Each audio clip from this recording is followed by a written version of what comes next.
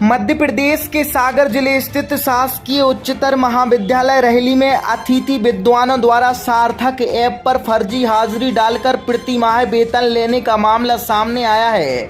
जांच के बाद उच्च शिक्षा विभाग ने 6 अतिथि विद्वानों के आवेदन निरस्त कर उन्हें सेवा से हटा दिया है। स्वादिष्ट व्यंजन और रूफटॉप रेस्टोरेंट के साथ hotel Sagar inn, party hall, AC, non AC, luxury room उपलब्ध। पता याद रखें, हनुमान मंदिर के पास, सिविल लाइन, सागर। दरअसल doctor Maitri Mohan ben, doctor Raju Sen, doctor Manoj Jain, Sheetal Mishra, Akanksha Singhai और राजमणि सोनी पर आरोप है कि वे कार्यस्थल पर आए बिना उपस्थिति दर्ज कर रहे थे। पूर्व में अप्रैल 2024 में विभाग ने इस संबंध में चेतावनी जारी की थी, लेकिन कॉलेज स्तर पर अनदेखी की गई। हाल ही में पदभार संभालने वाली प्राचार्य डॉक्टर रुचि राठौर ने आदेशों का पालन करते हुए इन सभी को बाहर किया। सार्थक ऐप को 24 जुलाई 2024 से अनिवार्य किया गया था, जिसके तहत सभी को महाविद्यालय में उपस्थित होकर ही हाजिरी दर्ज करनी थी। इस पूरे फर्जीवाड़े में पूर्व प्राचार्य अजित जैन, ऐप प्रभारी डॉक्टर माधुरी सह, लिपिकीय स्टाफ और कंप्यूटर ऑपरेटर की भूमिका भी सवालों के घेरे में बनी हुई है। बताया जा रहा है कि यह खेल करीब 1 साल से चल रहा था, लेकिन जानबूझकर अनदेखी की जाती रही और सभी को नियमित वेतन मिलता रहा। अब उच्च शिक्षा विभाग इस मामले में अन्य जिम्मेदारों की भी जांच कर रहा है। यह घटना न सिर्फ कॉलेज प्रशासन की कार्य प्रणाली पर सवाल खड़े करती है, बल्कि शासन की निगरानी व्यवस्था पर भी चिंता पैदा करती है।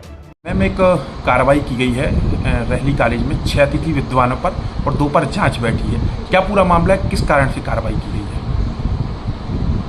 ये जो कार्रवाई हुई है, पूर्व में 2024 से एक सार्थक ऐप आयुक्त महोदय के अनुसार ये चालू किया गया था मध्य प्रदेश के समस्त शासकीय महाविद्यालय में।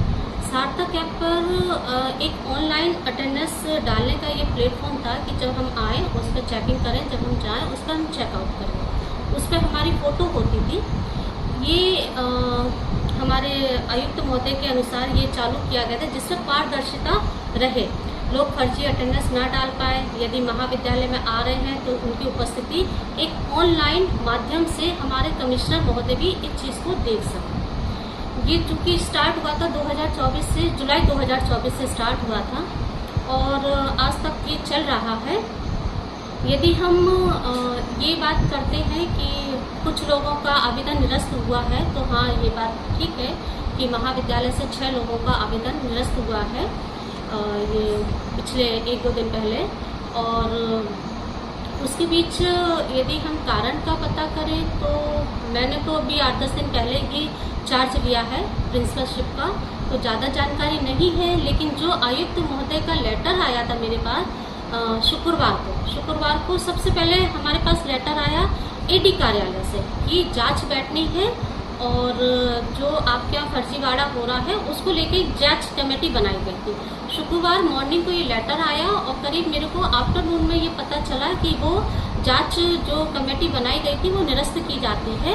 और शुक्रवार की शाम को ही 4:30 बजे करीब कमिश्नर महोदय का एक लेटर आया, जिसमें 6 लोगों के नाम लिखे हुए थे कि इन लोगों का आवेदन निरस्त तत्काल किया जाए। तो चूँकि शुक्रवार शाम को ये लेटर आया और उस लेटर की यदि बात करूँ तो उसमें एक पॉइंट भी लिखा हुआ है कि 25 अप्रैल को महाविद्यालय में एक लेटर आया था जिसमें जांच की जानी थी। उस जांच में क्या हुआ, उस लेटर का रेफरेंस देते हुए ये लेटर आया।